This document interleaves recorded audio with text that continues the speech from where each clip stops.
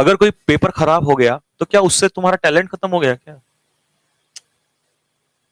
क्या मुझे एसएसबी वालों ने निकाल दिया था तो क्या मैंने जिंदगी में जीना छोड़ दिया? मैंने कहा मैं तो उतना और खतरनाक होता चला गया। क्या डॉक्टर एपीजे अब्दुल कलाम को निकाला एसएसबी से तो क्या वो उनके अंदर टैलेंट नहीं था? यार वो तीनों सेनाओं के मालिक बन बैठे। मैं यही कहना चाह रहा हूं, अब बहुत ही प्यारे बच्चे हो, बहुत मेहनती हो, और फिर वही बात, अभी माता पिता के सपने कंधे अपने कंधे पर हैं, यहां नहीं तो कहीं और मारेंगे, और जब तक तोड़ेंगे नहीं तब तक छोड़ेंगे नहीं। मैं आपका कमांडर आपसे वादा करता हूं, मैं फिर लौट के आऊंगा कुछ दिनों में। आप मेरी मुसीबत को थोड़ा सा समझेंगे अभी। शायद बहुत सारे बच्चों को ऐसा लग रहा होगा कि मैं झूठ या कुछ भी, लेकिन बच्चों मैंने अपनी जिंदगी में कभी इतनी मेहनत नहीं करी। 12-12 घंटे में कभी नहीं खड़ा रहा। मैं ऑफलाइन पढ़ाता था 10 साल से। शायद बहुत सारे टीचर जब आते हैं 2 साल 4 साल 5 साल, मेरे को वो समय हो गया जिस समय अब से 10 साल हो गया पढ़ाते हुए। बहुत सारे लोगों को इसलिए झूठ लगता होगा कि सर आपकी तो एज भी नहीं है लेकिन आप 10 साल कैसे कह रहे हो? मैंने उस उम्र में पेन थाम लिया था जिस उम्र में मैं खुद पढ़ रहा था, और पढ़ाते पढ़ते पढ़ते भी मैं पढ़ाता था। तो मैं आपसे सिर्फ एक ही रिक्वेस्ट करना चाहता हूं, क्योंकि मैं पता है मैं कितना थोड़ा इमोशनल क्यों हो रहा हूं, क्योंकि मेरे पास कई बच्चों के जब कॉल आए ना, और मैं उनको सच में मैं बहुत परेशान हो गया।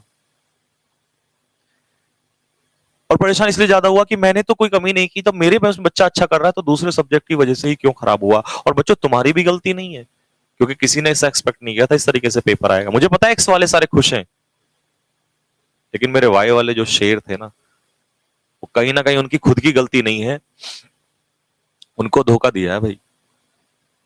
देखो जिनका पेपर बचा हुआ है ना, अभी एक एक अटेम्प्ट भी जिनके पास बचा हुआ है, वो तो ये सोच लेना कि इस बार तबाही होगी, तबाही, और इस तबाही को कोई रोक नहीं पाएगा।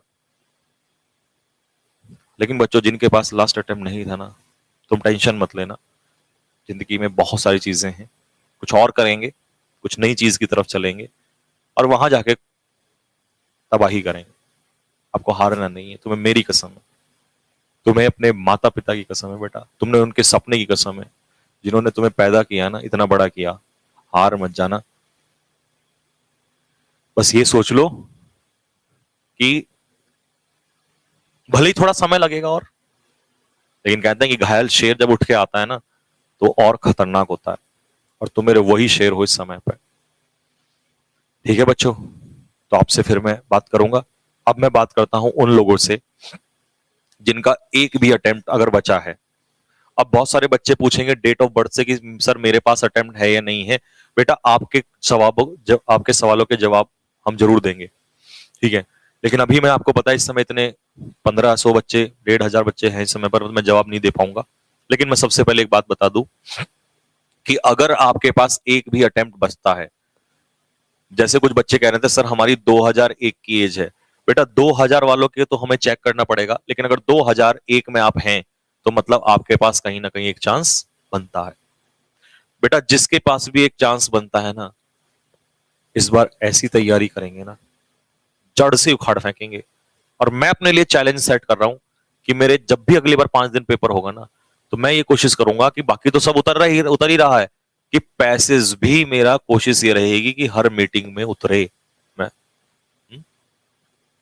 आज उतरा था पैसेज, लास्ट वाली शिफ्ट में। कौन सा पैसेज था? दर्द है। आप सोच रहे होंगे कि सर आपको क्या पता दर्द क्या चीज होती है। मैं सब समझता हूँ बेटा, मैंने बहुत फेलियर देखे हैं।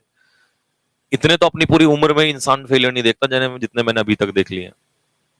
तो मैं समझ सकता हूँ कि एक फेलियर होके, और जब आप मेहनत करते हो दिन रात, एक तो होता है कि सर मेहनत ना की होती तो कोई दर्द नहीं है।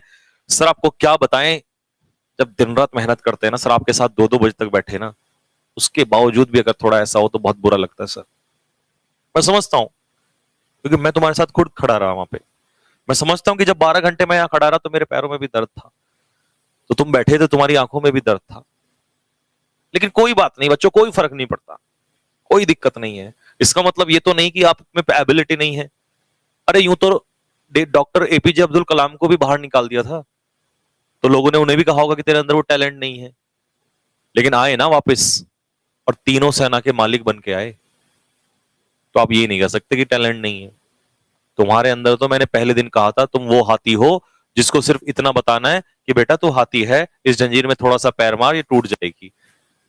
तो तुम्हारे अंदर तो हर किसी के अंदर वो हाथी छिपा हुआ है। बहुत टैलेंट है बेटा। और जो बच्चा मेरे साथ 8-8 12-12 घंटे बैठ सकता है ना, तो यार उसके तो टैलेंट को मैं सैल्यूट करता हूं कि आप इतना देर बैठे। तो आपको टेंशन लेने की जरूरत नहीं है। बस आप ये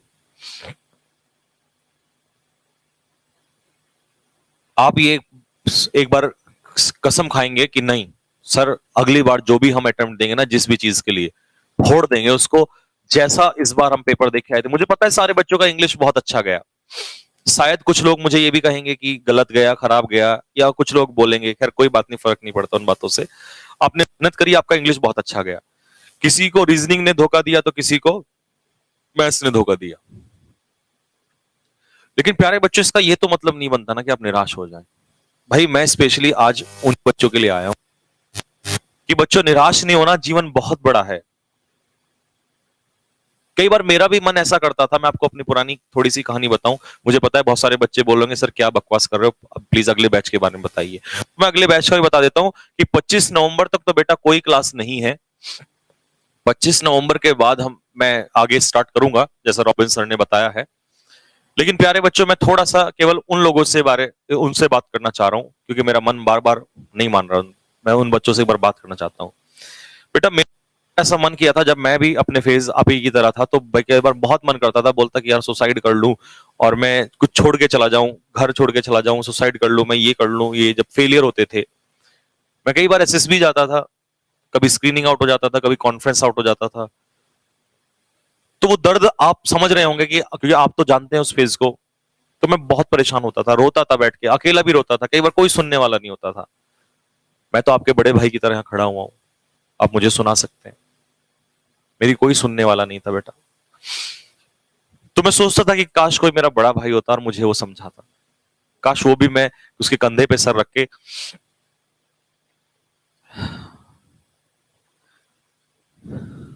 ऐसा मैं बहुत बार सोचता था बेटा उस समय पे।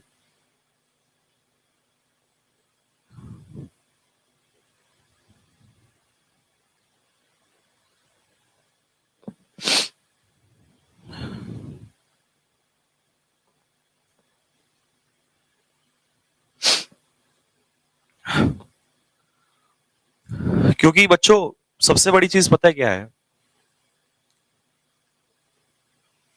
बहुत सारे लोगों को इस समय इस भारत में ये नहीं पता चल रहा कि इतनी सारी मेहनत फ्री ऑफ कॉस्ट सर पढ़ा रहे हैं, कोई चार्ज नहीं लेते, कोई पैसा नहीं लेते।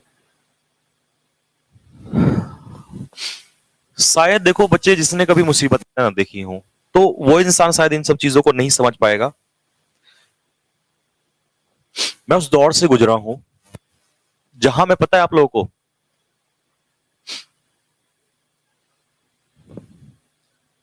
जब मैं ये सोचता था, शायद आप में से बहुत सारे लोग सोचते होंगे कि यार काश काश कोई मुझे इतनी छूट दे दे कि तू जा पढ़ ले, जो मन करना है कर ले। काश कोई मेरे, चलो ये भी नहीं छोड़ो, काश कोई मेरे फेलियर को समझ ले। क्योंकि इंसान पता क्या है, इस दुनिया में फेलियर को समझने वाले बहुत कम लोग होते हैं बेटा। आपकी सक्सेस को सैल्यूट करने वाली दुनिया मिल जाएगी, लेकिन आपके फेलियर को समझने वाले बहुत कम लोग होते हैं। मैं जब एसएसबी जाता था, जब मैंने फर्स्ट टाइम क्रैक किया, तो लोगों ने मुझे सैल्यूट किया। लेकिन जब पहली बार में ही मुझे स्क्रीनिंग से औलाद पड़ी ना, तो कोई समझने वाला नहीं था। मैं तो इतना चाहता था कि यार काश को इतना ही कह दे कि चल कोई बात नहीं, अगली बार कर लेना। लोग तब भी गालियां देते थे कि ना, तुमसे ना हो पाएगा। और हमारा दिल यही कहता था कि यार हमसे क्यों नहीं हो पाएगा, जब हमसे नहीं होगा तो किसी से नहीं होगा। हम में ऐसी क्या कमी है भाई। फिर दोबारा पेपर दिया, फिर से निकाला, फिर गए, फिर कॉन्फ्रेंस आउट। दिल बार बार ये कहता था कि ऐसा कर दिया। ऊपर वाले को मैं तो खैर आपके सामने खुला बोलूंगा, मैं ऊपर वाले को भी बहुत ब्लेम करता था कि मेरे साथ गलत कर रहा है। तो उस समय एक ही बात आती थी कि काश कोई तो सहारा दे दे यार, कोई तो कंधे पे सर रख के ऐसे रोने का मन करता कि यार कोई तो कह दे वाह मेरे बच्चे, वाह मेरे शेर, चल कोई बात नहीं आगे बढ़। ऐसा नहीं है, माता पिता कहते थे, लेकिन उनको भी क्या जवाब दें। उनकी तो गलती नहीं थी ना। तो मैं प्लीज सबसे पहले उन बच्चों को समझाना चाहता हूं, मेरे बच्चों, अगर आप मुझे थोड़ा बहुत भी मानते हैं, तो जिंदगी में हारना नहीं है यार। क्यों नहीं हारना? क्योंकि तुमने 12-12 घंटे क्लास ली है बैठ के, पता है आपको? वो रात के 2 बजे वाली क्लास मेरे को याद है, जब आंखें लाल होती थी और तुम सारे बैठे हुए थे, पता है? मैं उसी दिन समझ गया था